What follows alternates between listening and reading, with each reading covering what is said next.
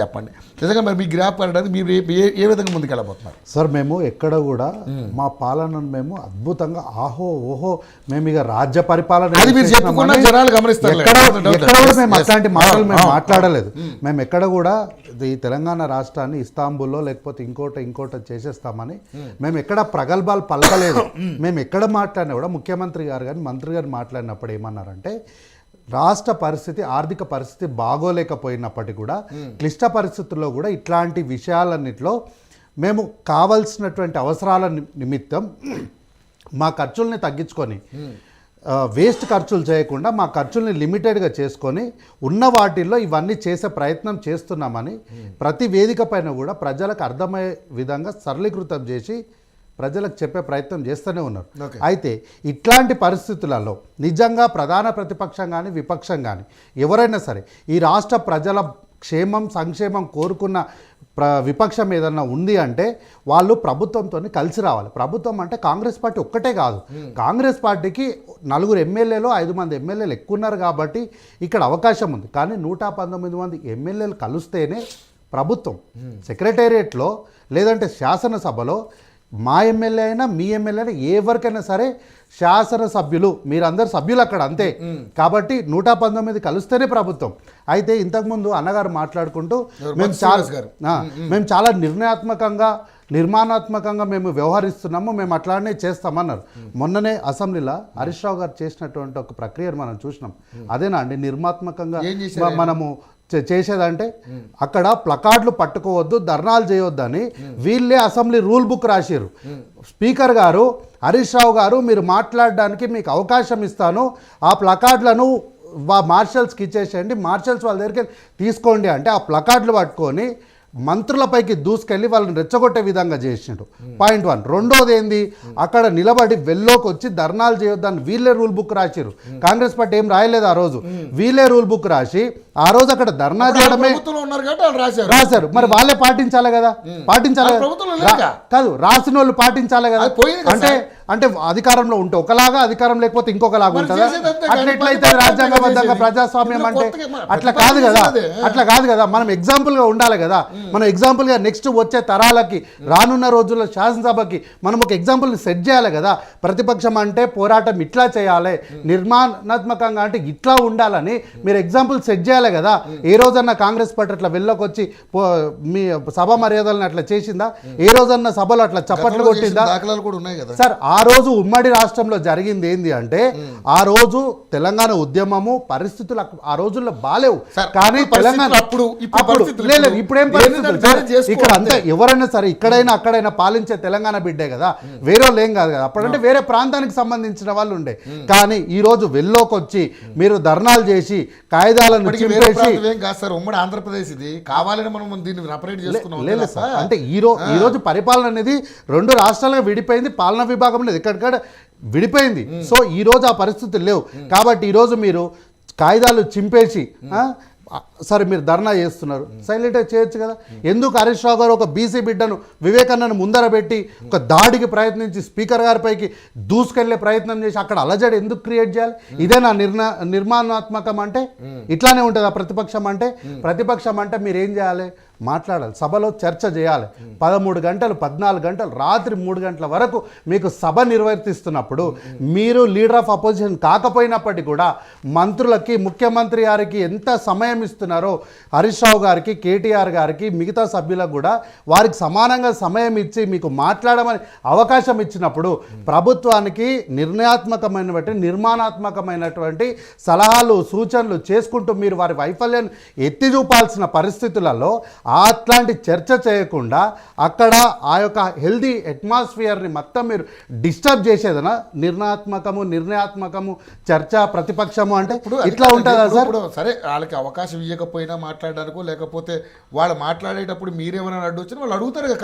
ఒకవేళ అడ్డు వచ్చినప్పటికీ కూడా స్పీకర్ గారు మీరు కావాలంటే శాసనసభను చూడండి, వీళ్ళు డిస్టర్బ్ చేసిన సమయాన్ని వారి సమయంలో నుంచి తీసేసి వారికి ఇవ్వాల్సిన సమయాన్ని పూర్తి సమయాన్ని వాళ్ళకి ఇస్తున్నారు.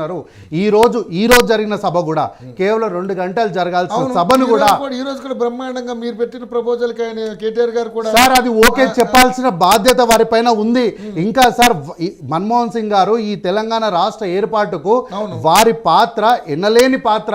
అసలు ముఖ్యమంత్రిగా పనిచేసినటువంటి కల్వకుంట్ల చంద్రశేఖరరావు గారు వారు ఢిల్లీకి వెళ్ళి వారి పార్థివ దేహానికి నివాళులు అర్పించాల్సిన బేసిక్ ఆ నైతిక బాధ్యతను కూడా వారు ఈరోజు మర్చిపోయారు.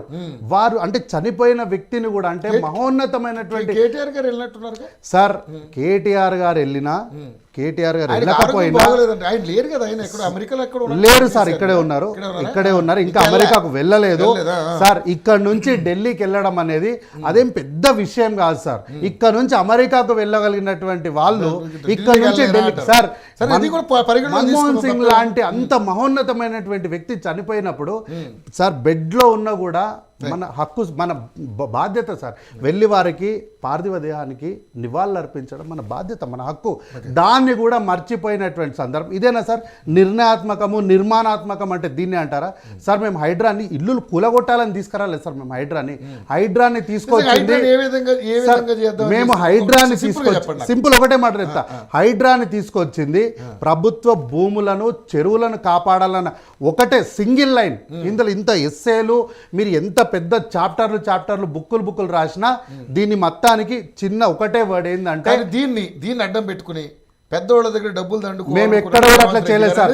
అట్లా అంటే ఇన్కన్వెన్షన్ గోడను కాంపౌండ్ వాళ్ళు కూలగొట్టి సెటిల్మెంట్ చేసుకోవాలంటే 2 నిమిషాలు. కానీ మేము అట్లా చేయలేదు. మేము డిస్మెంటల్ అంటే డిస్మెంటల్ అంతే, నేలమట్టం చేసేసినాము. అంతేగాని ఎక్కడ కూడా మేము చిన్నోళ్ళు పెద్దోళ్ళని ఎక్కడ చూడలే. అట్లా అంటే పల్లం రాజు గారి యొక్క బిల్డింగ్లను నిటారుగా అంత ఎత్తున కట్టిన బిల్డింగ్లను కూలగొట్టేసినాం కదా. వారు ఆపాలి అనుకుంటే సార్ మీరు కూలగొట్టండి అంటే దుర్గం చెరువు దగ్గర ఉన్న ఎందుకు కూలగొట్టలేదు తిరుపతి రెడ్డి గారిది అంటే సార్ అది 2008 సార్. అది 2008 నుంచి కాన్ఫ్లిక్ట్ ఇప్పటి కేసులో ఉంది సార్. అది విద్యా సంస్థ సార్. అది విద్యా సంస్థ. ఇది విద్యార్థి ఆస్కారం ఉన్నాయి వేరు సార్. ఇది మేము చెప్పుకునేది ఏం లేదు. అది కాలేజ్, అది విద్యా సంవత్సరం మధ్యలో ఉంది. కాలేజ్ ఉందండి. పొంగులేటి శ్రీనివాసరెడ్డి గారు సార్ ఒక మాట చెప్తున్నారు సార్. అది నివాసం కాదు సార్. అది నివాసం కాదు సార్. అది పంట పొలం సార్. అది పంట పొలం సార్. అక్కడ పంట ఉంది సార్. వాళ్ళు పంట వేస్తున్నారు. వాళ్ళు అక్కడ వ్యవసాయం చేస్తున్నారు. కాబట్టి వ్యవసాయాన్ని ఏం కూలగొడతాం సార్? అక్కడ వాళ్ళు నిర్మాణం చేస్తే తప్పు సార్. కానీ అది అక్కడ వ్యవసాయం చేస్తున్నారు. నిర్మాణం అంత అద్భుతంగా ఉన్న నిర్మాణం సార్. ఎక్కడైతే FTL బఫర్ జోన్ అని వీళ్ళు మార్క్ చేసారో అక్కడ నిర్మాణం లేదు, అక్కడ వ్యవసాయం ఉంది సార్. వీళ్ళు ఇదే సార్ తారక రామారావు చేసినటువంటి. ఇంతకు ముందు మళ్ళా నేను ఆ పదం వాడితే సోదరులు అబ్జెక్షన్ చెప్పారు. నేను ఆ పదం వాడను సార్. లేదు కాదు సార్ ఒక్క నిమిషం సార్. లేదు సార్.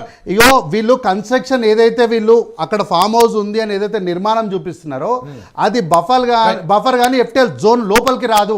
అది వెలుపల ఉంటుంది.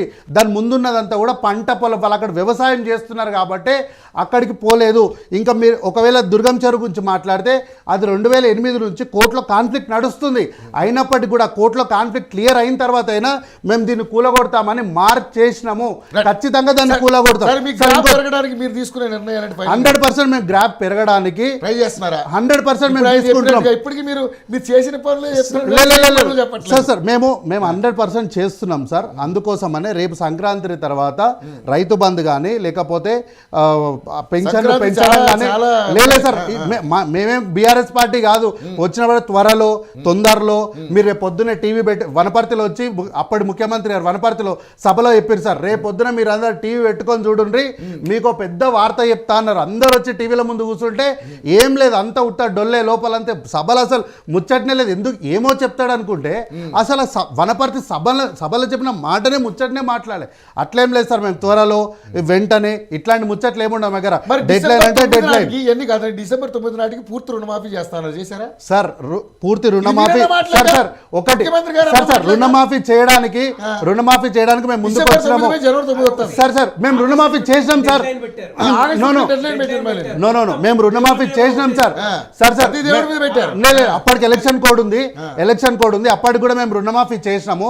చేసిన తర్వాత కొన్ని చోట్లల్లో టెక్నికల్ ఇష్యూస్ వచ్చినాయి. టెక్నికల్ ఇష్యూస్ వచ్చిన వాటిని మేమేమి గతంలో పనిచేసినటువంటి కల్వకుంట్ల చంద్రశేఖరరావు గారు మాట్లాడినట్టు నేను 3 ఎకరాల భూమి ఇస్తా అని చెప్పి మళ్ళీ అదే అసెంబ్లీకి వచ్చి ఎక్కడ ఇచ్చినాము మీరు రికార్డు చూపెట్టాం, మేమే మాట మార్చలేదు సార్.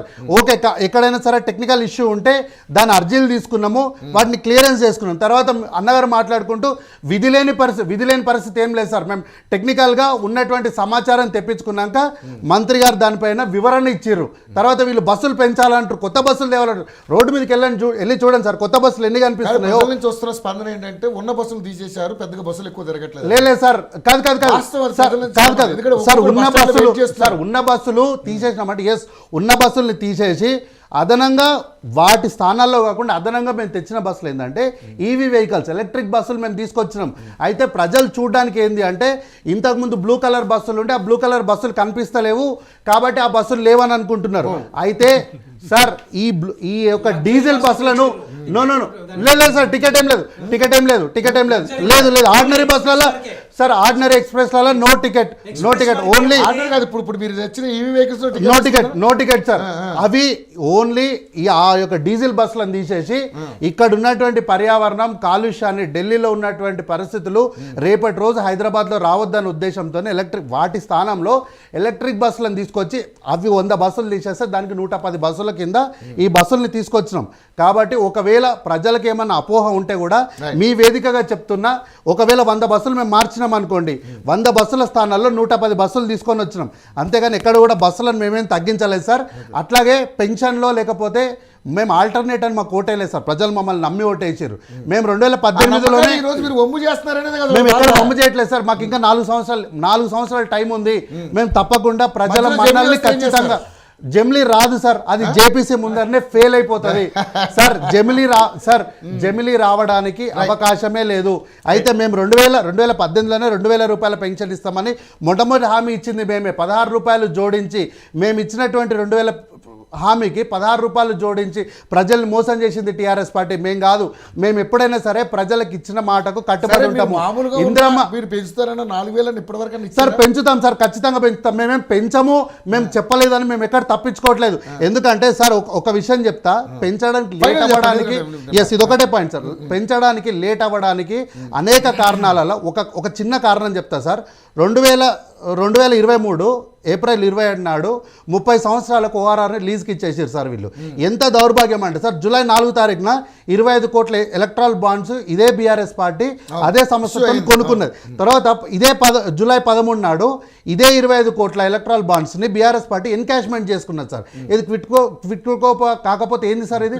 ఇట్లాంటి అనేకమైనటువంటి సంక్షోభాలు ఉన్నప్పటికీ కూడా మేము ఎక్కడ కూడా మేము మాట అంటే ఇచ్చిన మాట ఒక రోజు లేట్ అవుతుందేమో, ఆలస్యమేమో, కానీ అలక్ష్యం ఎప్పటికీ కాదు. ఎందుకంటే మేము ప్రజలకి ఒక మాట ఇచ్చినాం, ఆ మాట నెరవేరుస్తాం. అంతేగాని మేము చెప్పలేదు, మేము ఎప్పుడన్నా మేము బుకాయించట్లేదు. అట్లేముండదు సార్. అట్లా అడిగిన ప్రజలకు సమాధానమే, ఇంత ఆర్థిక సంక్షోభం ఉన్నప్పటికీ కూడా మా ఖర్చులు తగ్గించుకొని గత ప్రభుత్వము చేసినటువంటి వ్యర్థమైనటువంటి ఖర్చులను గుట్టలకు కొండ